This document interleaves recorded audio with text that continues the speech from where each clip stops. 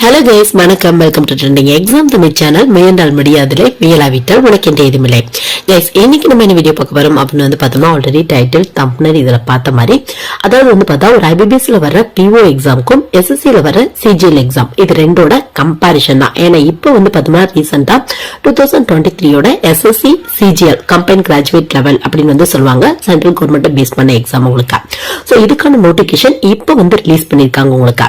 So இந்த ரெண்டு எக்ஸாமோட comparison தான். ஏன்னா நிறைய ஸ்டூடெண்ட்ஸ் பார்த்தோம்னா இப்ப பேங்க் எக்ஸாமுக்கு நான் ப்ரிப்பேர் பண்ணிட்டு இருக்கேன், அதே டைம்ல எஸ்எஸ்சி சிஜிஎல்கான நோட்டிபிகேஷன் வந்திருக்கு அப்படின்னா அந்த எக்ஸாம் ட்ரை பண்ணலாமா, ரெண்டோட எக்ஸாம் பேட்டர்ல என்ன டிஃபரன்ஸ் இருக்கும், அது மட்டும் இல்லாம ஒர்க் என்ன மாதிரி டிஃபரன்ஸ் இருக்கும், என்ன மாதிரி போஸ்டிங்லாம் எஸ்எஸ்சி சிஜிஎல் அண்டர்ல வருது, இல்ல பிஓ ட்ரை பண்ணும் அப்படின்னா அப்ப என்ன மாதிரி ஒர்க் பிளஸ் போஸ்டிங் நம்மளுக்கு போடுவாங்க அப்படிங்கிற ஃபுல் இன்ஃபர்மேஷன் தான். முக்கியமா பார்த்தோம்னா ஐபிபிஎஸ் பிஓ அது மட்டும் இல்லாம எஸ்எஸ்சி சிஜிஎல் ரெண்டு எக்ஸாம் பத்திய டீடைல் டிஃபரன்ஸ் என்னது, ரெண்டுக்கு ஒரே டைம்ல ட்ரை பண்ணலாமா.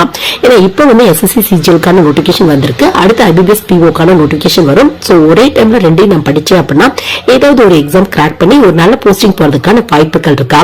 இந்த மாதிரியான ஃபுல் இன்ஃபர்மேஷன் தெரிஞ்சுக்க இந்த வீடியோ கண்டிப்பா ஒரு சின்ன யூஸ்ஃபுல்லா இருக்கும்னு நினைக்கிறேன். ஃபர்ஸ்ட் பார்த்தா ஐபிபிஎஸ் பிஓ இந்த எக்ஸாம்ஸ் பத்தி நிறைய வீடியோல நிறைய டீடைல் நம்ம பார்த்துட்டோம். அதாவது பார்த்தா ஒரு ஆபீசர்ஸ்க்கான எக்ஸாம் உங்களுக்கு.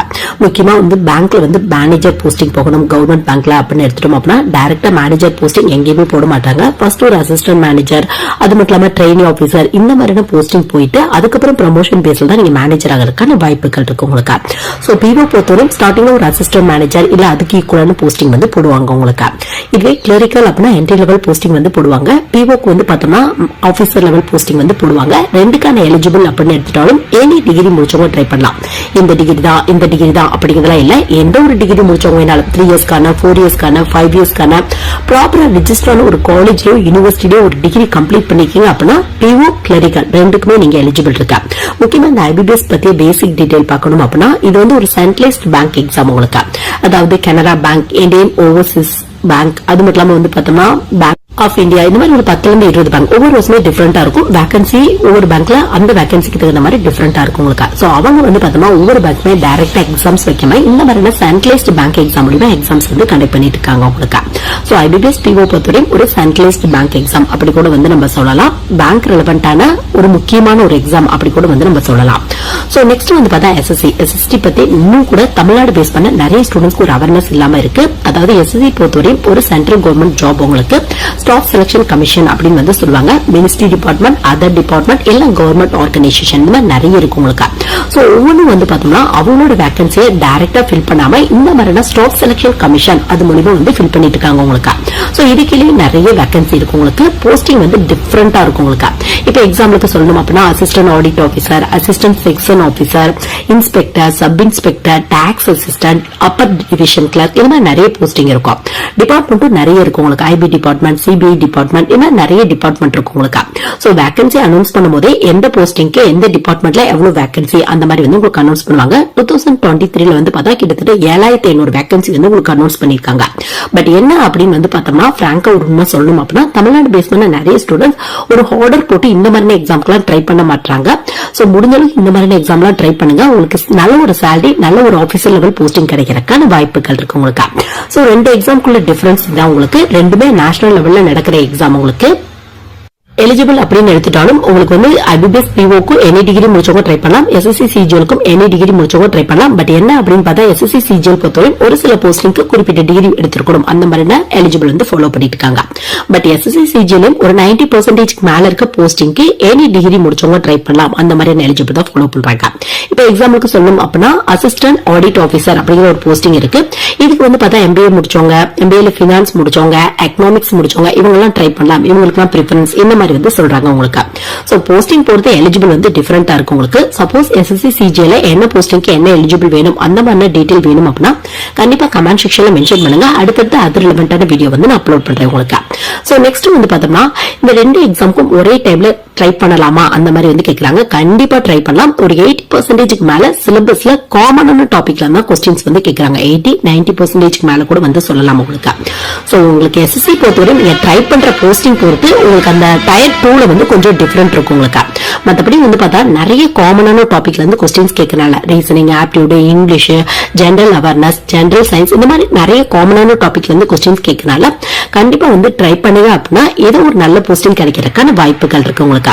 அது மட்டும் இல்லாம ரெண்டுமே ஹை சேலரி கிடைக்கக்கூடிய ஒரு ஆபீசர்ஸ்க்கான போஸ்டிங் உங்களுக்கு. ஐபிபிஎஸ் பொறுத்தவரை பேங்க்ல போஸ்டிங் போடுவாங்க.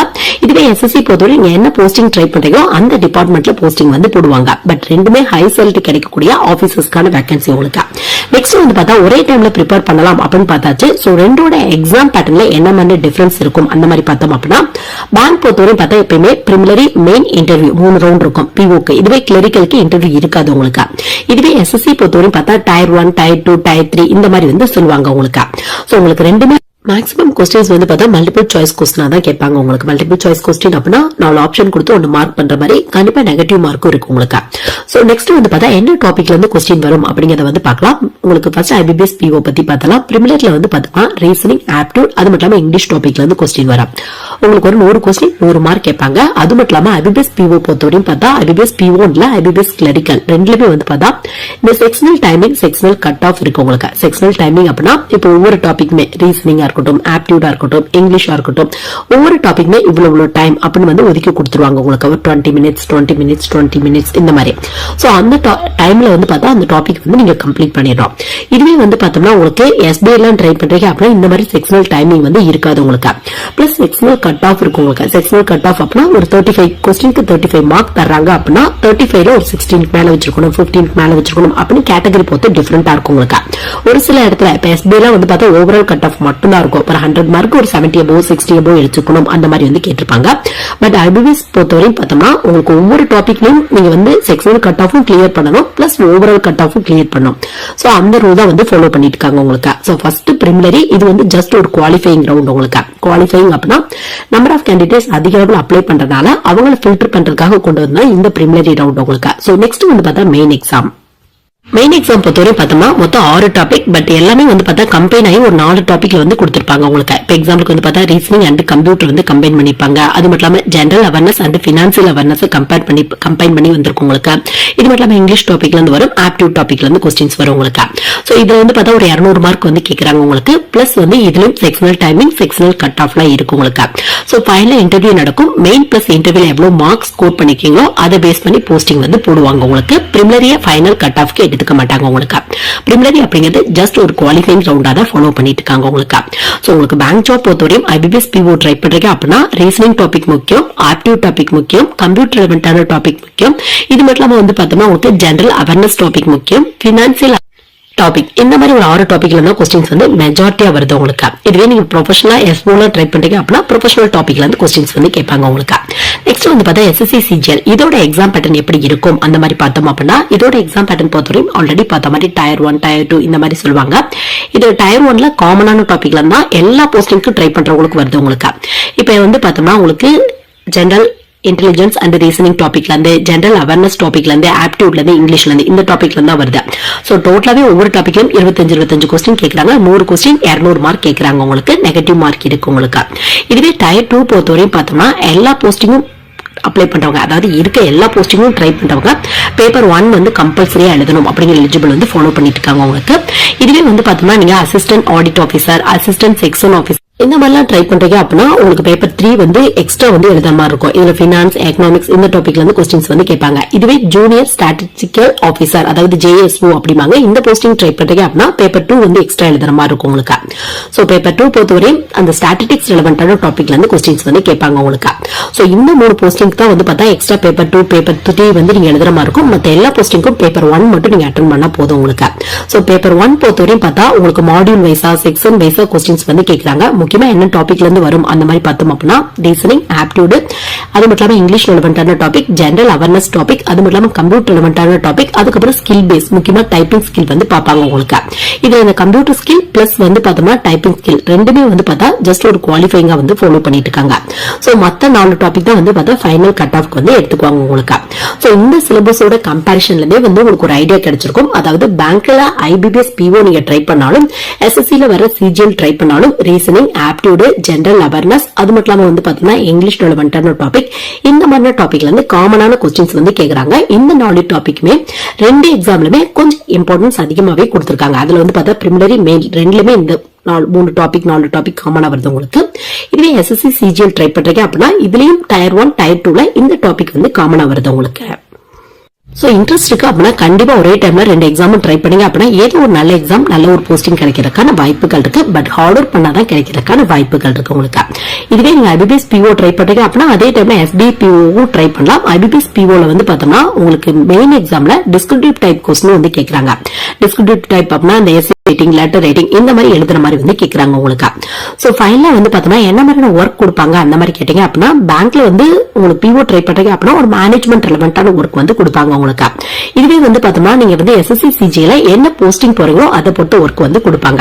இப்போ எக்ஸாம்பிளுக்கு இன்ஸ்பெக்டர், சப் இன்ஸ்பெக்டர் இந்த மாதிரி IBCBL ட்ரை பண்றீங்க அப்படின்னா உங்களுக்கு ரைடு போற மாதிரி இந்த மாதிரியான ஒர்க்லாம் இருக்கும் உங்களுக்கு. சோ என்ன போஸ்டிங் போறீங்களோ அதை பொறுத்து டிஃபரெண்டா இருக்கும். இப்போ வந்து நீங்க வந்து அப்பர் டிவிஷன் கிளர்க் இந்த மாதிரிலாம் ட்ரை பண்றீங்க அப்படின்னா இந்த ஃபில்லிங் ரெலவென்டான ஒர்க், ஒரு சில போஸ்டிங்க்கு கேசியர் ரெலவென்டான ஒர்க், ஒரு சிலருக்கு சர்வீஸ் மேனேஜ்மெண்ட் ரெலவென்டான ஒர்க்.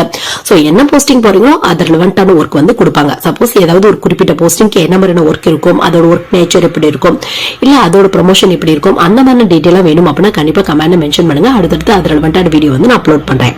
சோ இந்த வீடியோ வந்து பார்த்தோம்னா நம்ம IBPS PO ட்ரை பண்ணலாமா, இல்ல இப்ப லேட்டஸ்டா நோட்டிபிகேஷன் ரிலீஸ் ஆயிருக்க SSC CGL க்கு ட்ரை பண்ணலாமா அந்த மாதிரி யோசிச்சுக்க நிறைய ஸ்டூடெண்ட்ஸ்க்கு இந்த வீடியோ 2 எக்ஸாமையும் கம்பேர் பண்ணி பாத்துக்க ஒரு சின்ன யூஸ்ஃபுல்லா இருந்திருக்கும் நினைக்கிறேன். Thank you guys.